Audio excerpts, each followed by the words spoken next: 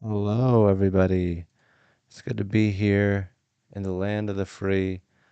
We are just popping off right now talking about the submersible, a topic that we all have talked about before. Something about the submersible that you might not know is that it was very sad that it happened. So here's the thing, like when you have an Uber, you should be like, "Hey, how much are you getting out of this?" Because I'm paying $30, and I'll be like, oh, I'm only getting like $20. I'm like, hey, the cancellation fee is $5. Why don't I just give you uh why don't I just give you $22? Fuck. What was it? So the cancellation fee is $5. They're getting 20. Just take the cancellation fee. That's 5. Give them 20. That's 25.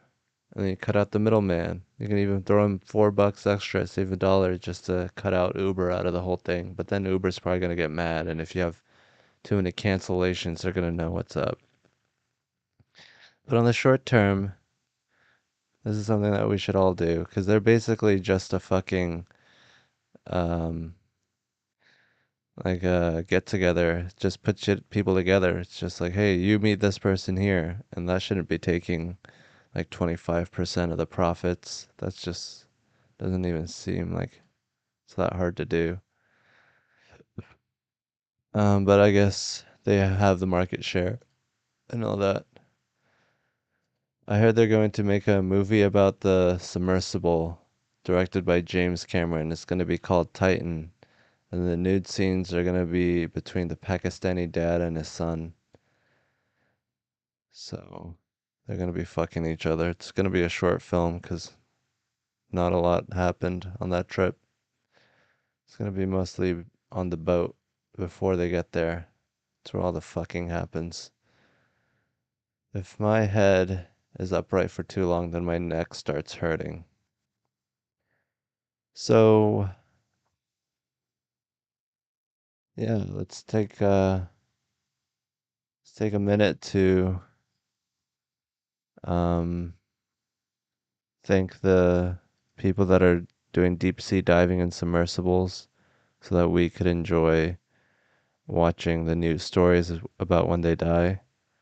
I bet the amount of publicity that this news story got is worth like 1,000 submersible trips. It's like, hey, you paid for yourself. You kept us entertained between June 19 and June 27th. That kind of entertainment is hard to get, man. It's valuable. People being entertained, that keeps them working for longer and all that. Keeps them more motivated, gives them office cooler talk so that they can continue to be cubicle jockeys and so they can have something to talk about and they'll work a little harder. But yeah, South Korea was amazing. Thank you for asking. South Korea was like a country where like people that are like, hey, we're gonna try to get along with each other and we don't really hate each other that much. We're all the same ethnically. It's like with the ethnic thing, all whatever, it's like who we don't have to think about ethnics or ethnicity anymore. We can just get to the business of governing and having a great society. And it's like, yeah, let's just try to help each other and create the most efficient system of transportation instead of just having like um part of your country that you're like, fuck this part. This part is gross. I hate this part. This part is for the poor people. We're gonna skip around all of that and get to the good parts.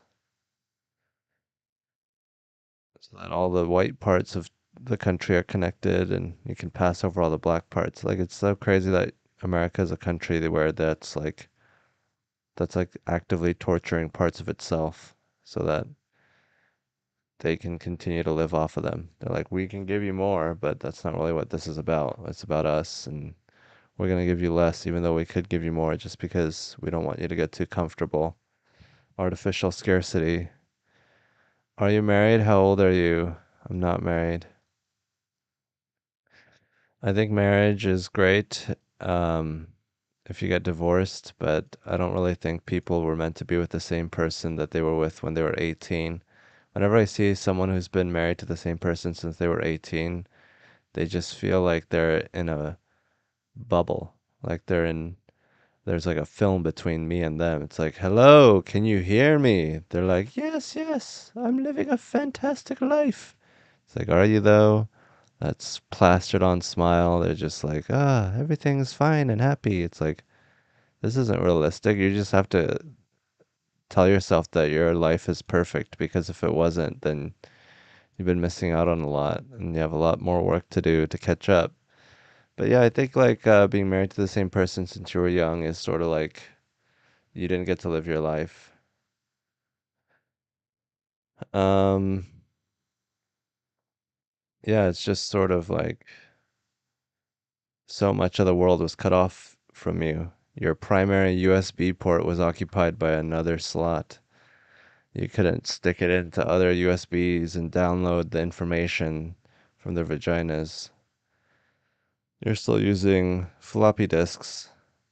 You got the old way of connecting, and now people are connecting to each other and downloading information off each other with their buttholes. So yeah, that's kind of a conflict of interest. Like, yeah, one of my interests is keeping my wife happy, that I had kids with them out of panic. And then the other interest is having a great time and getting to know people and learning from their genitals. I learned a lot from people's genitals. If someone paid you ticket, would you have gone to see the Titanic? Yeah. Maybe not in person, but like maybe just a camera that they dangle on a rope. Is being so much too much optimistic harmful? If yes, how improve? Very Eastern European way to phrase that question. If yes, how improve? If it's being too much optimistic harmful? We all run the same 1.6 gigahertz radio wave. So being optimistic is harmful because then you'll be like, what a wonderful society we live in. Let me just relax and not do anything about it.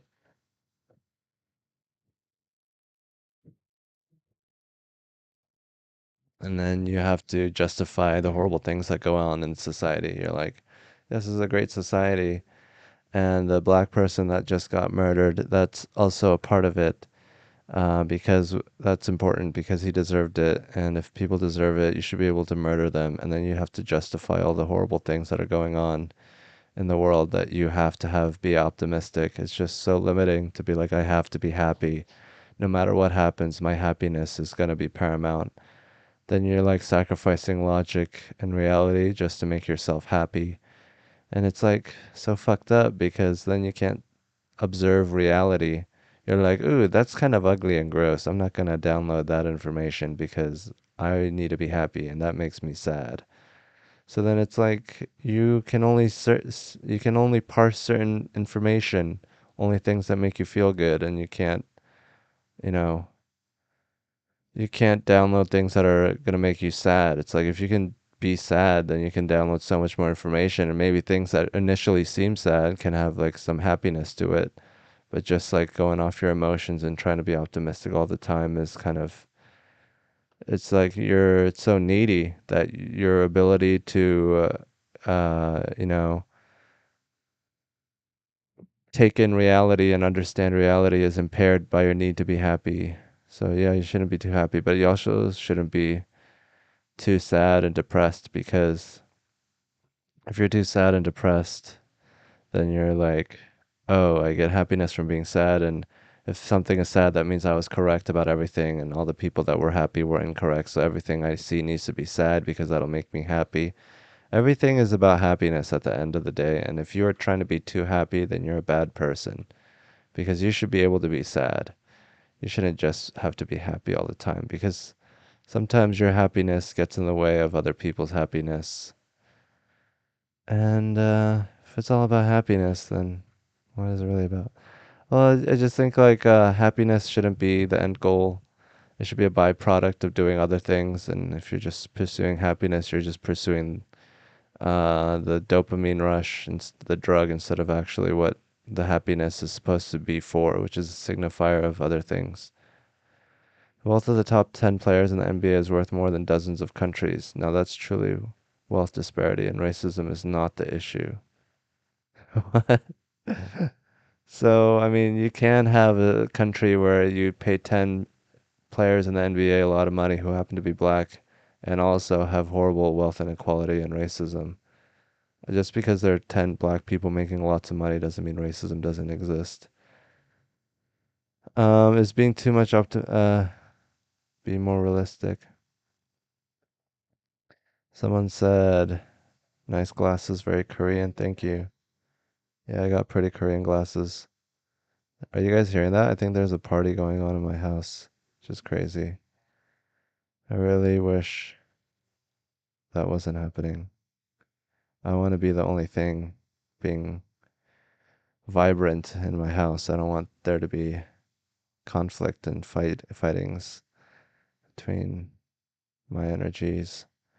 And also, I have my girlfriend coming over, and it's gonna be hard to be fucking if there's a lot of people just talking and chit-chatting. What about a meta okayness? This means that despite being happy or unhappy, there is a context of being okay with whatever comes. Yeah, I think you should definitely try to be okay with things that come, and you should be happy in who you are, but you shouldn't like have weaponized happiness where you're like, I'm happier than you, so I must be a better person, and everyone should listen to me because I am good at being happy for no reason. It's like being happy for no reason should just be a given. If it comes that easily to you, you shouldn't need to proselytize and tell everyone about how to be happy for no reason like you. That's like, okay, that's like a base level thing. It's like making your bed. It's like, yeah, you should make your bed, but it shouldn't be your whole personality. It's not a very deep thing to help people with. Just because you make your bed isn't going to fix wealth inequality or racism. The closet is back there. I think it's just cheap wood. What is your biggest problem in the universe? Probably black holes. If you think people are evil, imagine the destruction caused by a black hole to planets and whatever. You ever been with a squirter? I've been with a girl who we had sex and she peed on me slash squirted, but it's cool even if it is pee. I close the closet doors behind me because it looks messy if I don't. I sort of made my bed very haphazardly. There's the dummy, the jujitsu dummy that's perfectly situated behind my head. Um, So, Will Griffin asks, longest road or largest army? I would have to go with longest road because it's visually impressive. Largest army is so fragile. I mean, it's hard to knock someone off largest army. This is Catan. In Catan, you get points for having the longest road or the largest army. They're like, wow, impressive. Here's 2 points for doing that. It's like so random what they give out points for, but it all comes together and it works. It's a beautiful game. Largest army, it's like you can move the robber once and get someone's resource, but with roads you can cut people off and get to where you want to go and you can see it and it can fuck up other people's games.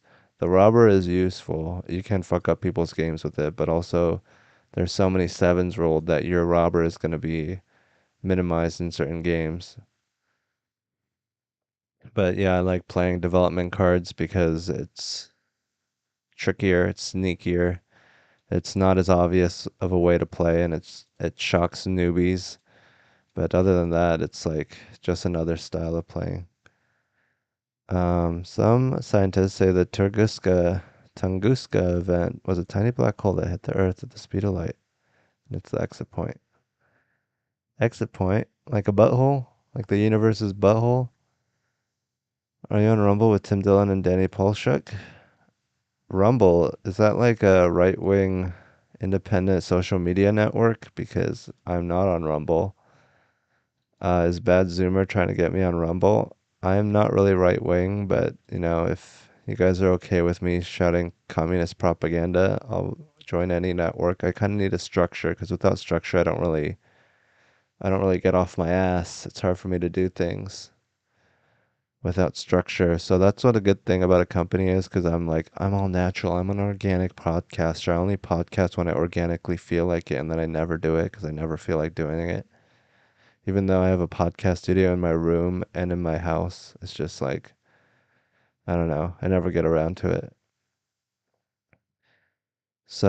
That's what I need corporations for. I need a like a daddy corporation just to be like, do your homework now. I'll be like, okay, fine. I grew up with the structure of school and church, and now it's ingrained into my brain, and I need a larger corporation to give me something to do. It's so sad. I need to be able to produce this endogenously, endogenous motivation. Answer Mass for Protection, OWS, in my humble opinion. OWS, is that Cities and Nights, or I don't know what OWS is. I need to figure out how to play Cities and Nights. I've been playing so much of the standard version. I don't even know how to play Cities and Nights. It's so embarrassing. If my friend is going through a rough patch, what can I say to comfort her? Because everything's going to be okay is BS. It depends on what the rough patch is. You got to make it specific and hyper hyper specific and individualized to her experience because, you know, sometimes she might not be okay. And that's comforting to hear someone say that or to know that. Um, but yeah, I mean, a rough patch. I mean, she can't get dick. Why can't she get dick? I feel like it must be pretty easy for a woman to get dick. I mean, I think I think really what the big deal is with the fucking rough patch, whatever that means, is like you feel isolated from everyone else for whatever reason, like your mom died or you're not getting any dick, and the people that can comfort you are not the people that you want to be comforted by. The people that they want to be comforted by are strangers with big tits or people that will have sex with them and cure their existential dread by tugging on their genitals. If you're in a position to comfort someone who's going through a rough patch, you're probably not the person they want to be comforted by. Otherwise, they wouldn't be going through that rough patch. They probably don't respect you in some way, because if they respected you and they had you in their life, they wouldn't be so sad and in a rough patch. So you should take it personally and be like, oh, this person isn't satisfied in life knowing me. They're sad even though they know me and I'm a part of their life. So you should be like taking it personally. If your friends are sad, that means they don't respect you because your presence alone should be enough to make them feel good. I mean, if she's going through other issues like healthcare or, you know, job loss, like that's a governmental thing. And I'm sorry that we don't have good social safety nets, but yeah, I feel like if you want to help your friend through her rough patch, maybe vote for socialists and create a society that helps people, and that'll help her because she's a person, and people are the ones that go through rough patches a lot of the time. If my friend is going through a rough patch and keeps saying she wants to die, how can I comfort her? Because everything is okay. It's BS. I feel like you already said that. Are you just copy pasting? I am sure YMH would be a daddy corp, and you can add to add you to their ever expanding podcast lineup. Who is it? Hi.